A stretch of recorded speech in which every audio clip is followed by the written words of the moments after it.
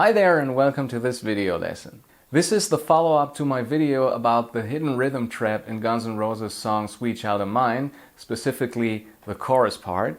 And if you haven't seen part 1 yet, you can click the link up here. In this video, we're focusing on the final double chorus just before the solo. And if you want to download the backing track from this video and the last one, all the tab from both videos, as well as a step-by-step guide for your own practice sessions, just click the link from the first pinned comment or the video description. Everything is completely free. You just have to confirm your email address and then you'll get the download link right away.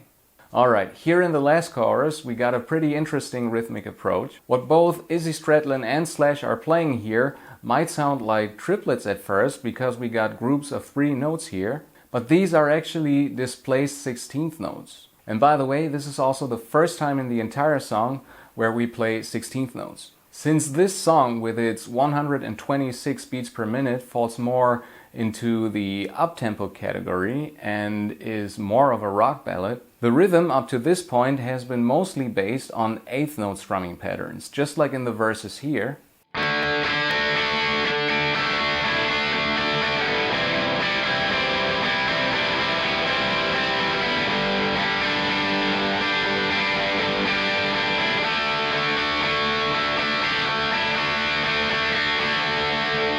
That's also why many beginners tend to stumble again at this part, because even if the syncopated 8th note patterns from the first 2 choruses are already working well for you, these new 16th note based rhythm patterns might throw you off again. And one more important thing, we also have a pickup note here in this bar, kind of like we had in the previous choruses, though this time we also need to add a 16th note here. So what we got to play this time is 1 E and a 2 E and a 3 E and a 4 E and a 1. So let me first play the entire final chorus for you. You'll also see the tab and hear the backing track.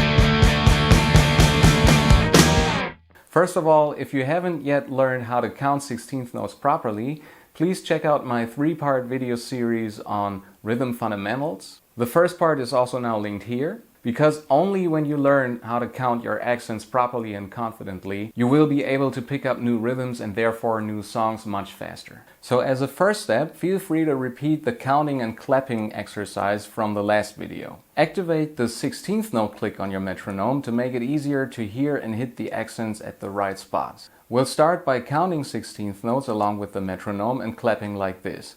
1 E and a 2 E and a 3 E and a 4 E and a 1. 1 E and a 2 E and a 3 E and a 4 E and a 1 E and a 2 E and a 3 E and a 4 E and a 1 E and a 2 E and a 3 E and a 4 E and a 1. Step 2 is the exact same exercise, but now with a quarter note click. 1 E and a 2 E and a 3 E and a 4 E and a 1 E and a 2 E and a 3 E and a 4 E and a 1 E and a 2 E and a 3 E and a 4 E and a 1 E and a 2 E and a 3 E and a 4 E and a 1. Counting 16th notes without any guidance can take a while to master. So please don't just skip these steps because you think you'll manage somehow. In my experience, the students who wanted to understand everything as precisely as possible were always the ones who made the biggest progress and became the best guitarists. I also always developed the most when I focused on these concepts as a beginner. Now let's finally grab our guitars and play the first 2 exercises like this. 1 E and a 2 E and a 3 E and a 4 E and a 1 E and a 2 E and a 3 E and a 4 E and a 1 E and a 2 E and a 3 E and a 4 E and a 1 E and a 2 E and a 3 E and a 4 E and a 1 E and a 2 E and a 3 E and a 4 E and a 1 E and a 2 E and a 3 E and a 4 E and a 1 E and a 2 E and a 3 E and a 4 E and a 1 E and a 2 E and a 3 E and a 4 E and a 1. Once that works, move on to the next bar. Here we're accenting the 4 and the last 16th note before the next 1. Then in the next bar the 1, the 16th note before the 2 and, the 3, the 16th note before the 4, and the 4 and. Try it first without a metronome, so 1 E and A, 2 E and A, 3 E and A, 4 E.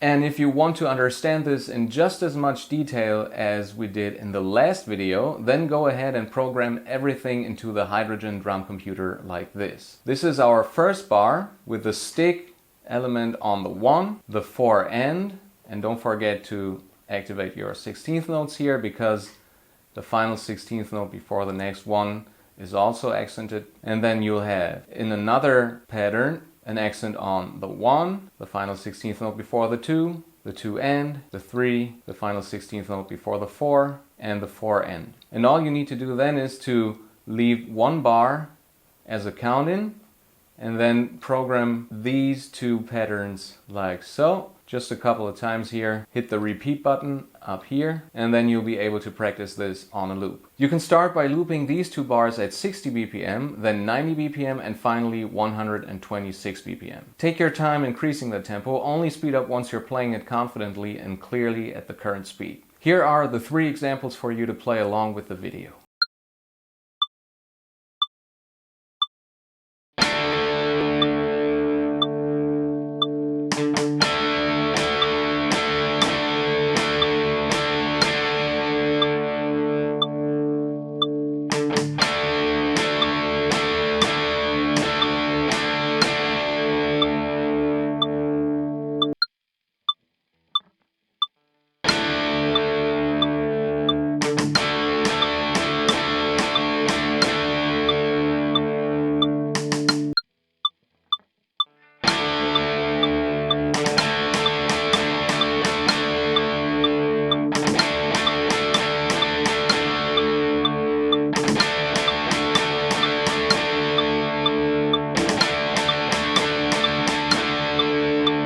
I've also programmed the complete final chorus with all the accents for you. You'll need a total of 8 patterns that you can arrange in the song grid like this. Feel free to leave the first bar empty as a count-in. Just pause the video at any time to copy the accents and pattern structure. This is pattern 1, pattern 2, pattern 3, pattern 4, pattern 5, pattern 6, pattern 7, and pattern 8. First, play this whole thing slowly again and then gradually increase the tempo until you reach 126 BPM. I will now play the final chorus for you with the guide from the Hydrogen drum machine and the tab and 80 beats per minute.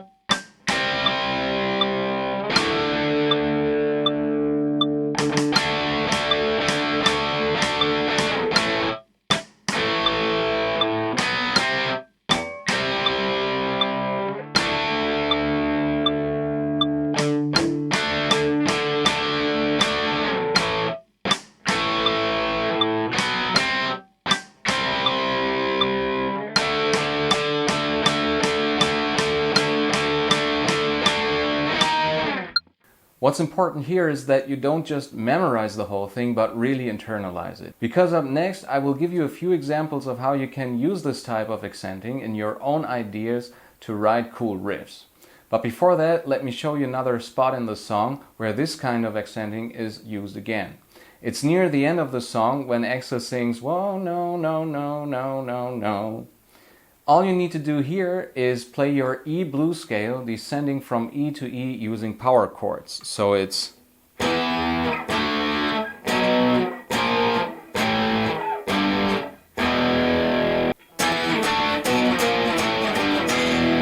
And here are a few more examples of riffs using the same accent style. I will be improvising all of the examples to show you just how important it is to not only copy songs, but to fully understand everything you're learning. If you keep learning this way from now on, I guarantee you'll be able to do the same within a few months and either become a great songwriter or improve your songwriting even more.